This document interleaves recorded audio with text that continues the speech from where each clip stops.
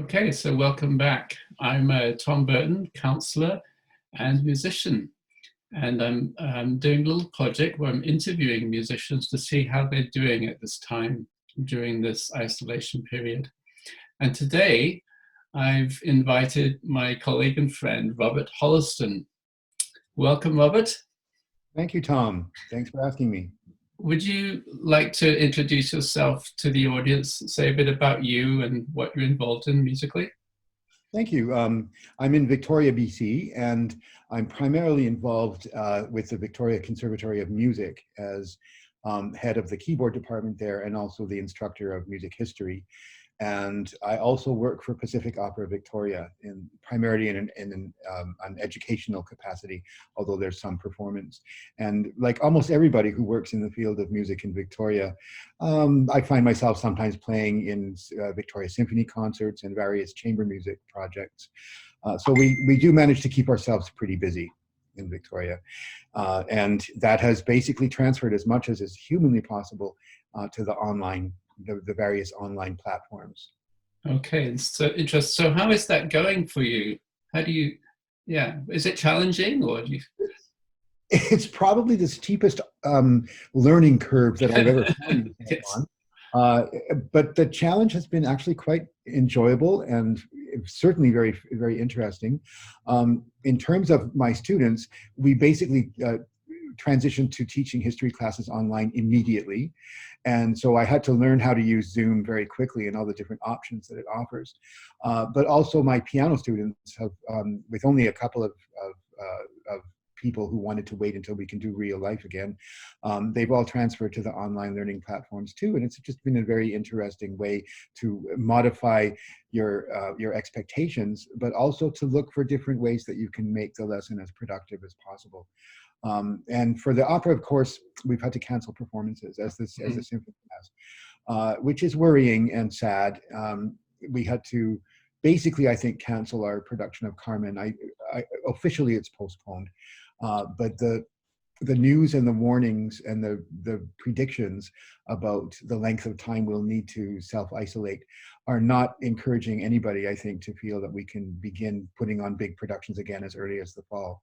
So what we're doing instead is we're providing podcasts and in interviews and various different ways of having solo performers be able to at least give something online, so that the profile of the opera company is kept alive and we're all kept busy and exercising our imaginations. Interesting. That's good. What do you think the future is looking like? Well, we're already basically, I think all educational institutions in Canada are doing this. We're already basically talking about beginning the fall term online. So we're basically committing to teaching classes online.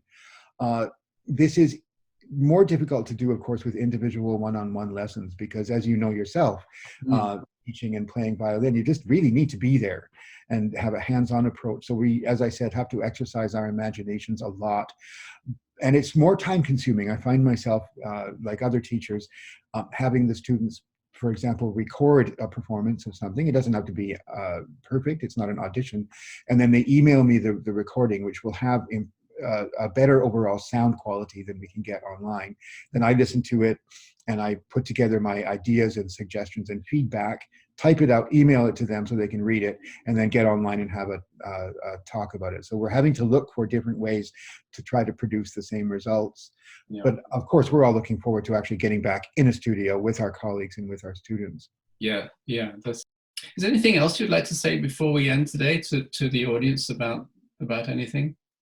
Well, I suppose on the surface, it would seem that just being able to stay at home and do your work is easy. It isn't, though. I've been surprised at how exhausting it is and how tired many of us feel. It is a slightly unnatural sensation anyway to be cooped up at home all the time, but it is essential, I think, for our social well-being, as a community.